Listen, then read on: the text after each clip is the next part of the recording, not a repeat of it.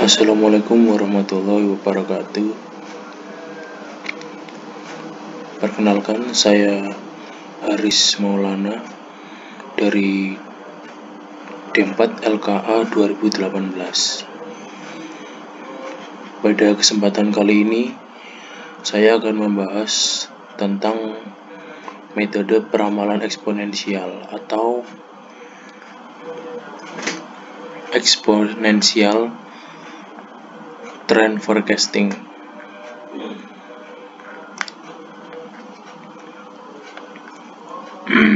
Pertama-tama saya akan menjelaskan metode peramalan. Terlebih dahulu, metode peramalan yaitu ilmu untuk memprediksi masa depan. Masa depan yang dimaksud di sini berdasarkan data-data. Jadi gunanya untuk mengetahui penjualan di masa yang akan datang bagi perusahaan, atau mungkin karena sekarang sedang ada pandemi corona, nah itu juga bisa digunakan metode peramalan ini untuk mengetahui seberapa besar nantinya penyebaran virus itu. Metode peramalan ini juga merupakan tahap awal atau basis bagi seluruh tahapan perencanaan produksi. Maksudnya, metode peramalan ini merupakan dasar-dasar untuk perusahaan apabila ingin membuat suatu produk atau menjualkan atau memasarkan produknya ke publik.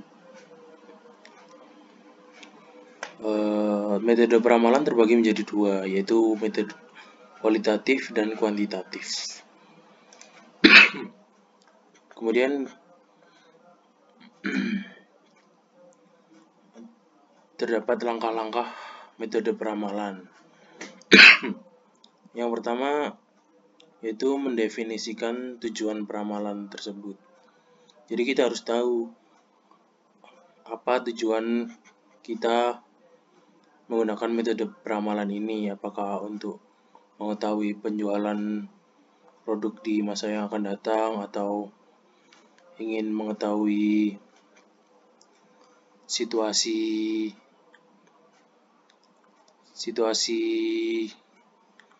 luar dengan seperti contohnya virus ini, ingin mengetahui seperti apa virus ini nanti di bulan keberapa.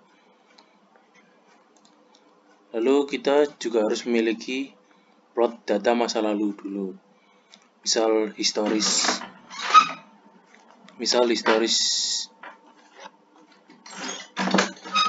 bulan kemarin, 2 bulan kemarin, 3 bulan kemarin. Itu harus dimiliki oleh orang yang akan menggunakan metode peramalan. Yang ketiga, memilih metode yang paling sesuai dengan tujuan peramalan. Kita harus tahu apa yang kita butuhkan dari peramalan kita.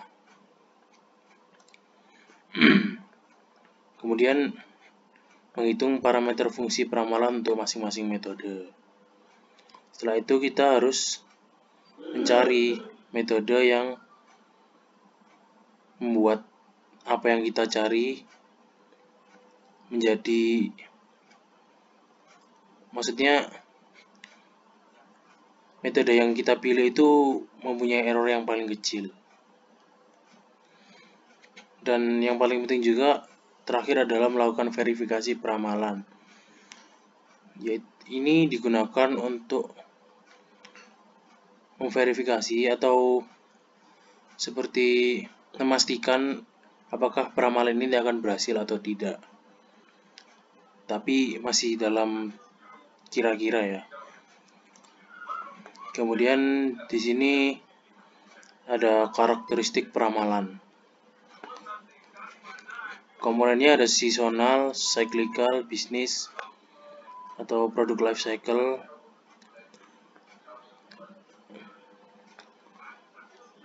Jangka waktunya bisa seperti seasonal ini dengan jangka waktu 12 bulan. dengan penyebab liburan, musim, periode, finansial. Cyclical ini 3-5 tahun untuk melihat keadaan ekonomi nasional atau perubahan politik di masa yang akan datang. Kemudian bisnis 1-5 tahun untuk melihat apakah pemasaran ini cukup bekerja, atau juga bisa melihat kompetisi ini kita bisa melihat rival kita akan sejauh mana dalam beberapa bulan atau tahun ke depan. Untuk produk life cycle ini kita bisa melihat seberapa tahan atau seberapa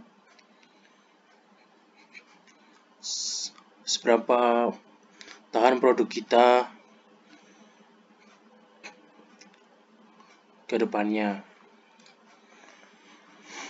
Nah, seperti yang ada di awal tadi, metode peramalan dibagi menjadi dua, yaitu metode kualitatif dan juga kuantitatif. Metode kualitatif digunakan saat dimana tidak ada model matematik. Biasanya dikarenakan data yang ada tidak cukup untuk meramalkan. Seperti plot data masa lalunya ada yang kurang lengkap. Lalu ada metode kuantitatif yang penggunanya didasari ketersediaan data mentah disertai serangkaian kaidah matematis untuk meramalkan hasil. Jadi data-data yang dibutuhkan di sini sudah lengkap dan dapat digunakan untuk meramalkan. Untuk metode peramalan sendiri terdapat 7. Ada metode peramalan konstan, linear trend, kuadratik, eksponensial, moving average, exponential smoothing, dan seasonal. Yang kita bahas kali ini adalah metode eksponensial. Metode eksponensial ini digunakan apabila persamaan A dan B tidak bisa dipecahkan secara konvensional, sehingga digunakan transformasi logaritma ke dalam situasi regresi.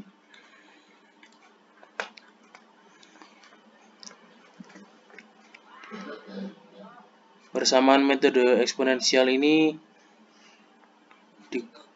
menggunakan D aksen T atau waktu sama dengan intercept E atau konstanta pangkat B dikali waktu. Keterangannya bisa dilihat sendiri. D aksen T adalah forecast untuk saat T atau peramalan saat waktu. A sama dengan intercept, B kemiringan garis, T sama dengan waktu, E sama dengan konstanta. Kemudian ada persamaan metode eksponensial yang lain, yaitu ln D aksen T sama dengan ln A ditambah ln konstanta pangkat BT sama dengan ln A plus BT. Keterangannya sama seperti yang tadi.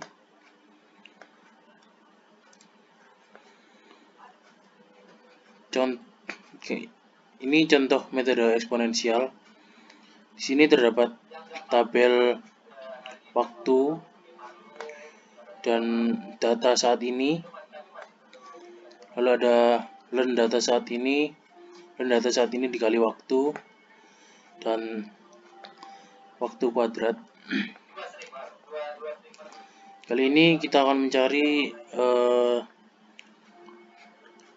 data peramalan di T ke-6. Pertama kita mencari B-nya terlebih dahulu, yaitu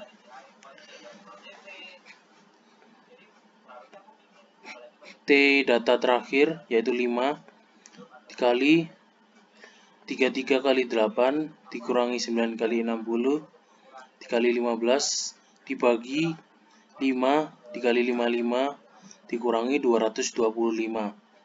Hasilnya 0,5. Kemudian kita mencari A-nya melalui ln A sama dengan 9,6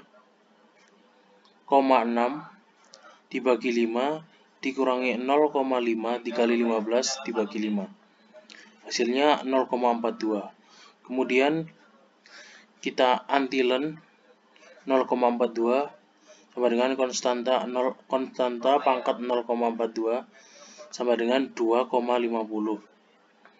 Jadi A-nya 2,5. Lalu langsung kita masukkan ke rumusnya. D aksen T sama dengan A konstanta pangkat BT. Jadi D aksen 6 sama dengan 2,5 konstanta pangkat 3. Dan hasilnya 50. Jadi hasil peramalan pada time ke-6 adalah 50.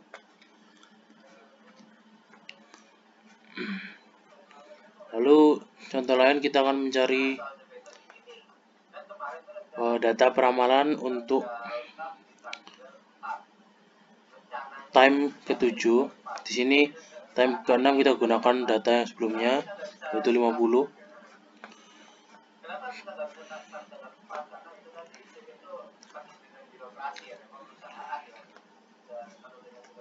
B-nya sudah kita cari tadi 0,5, hanya 2,5, langsung kita masukkan ke rumusnya.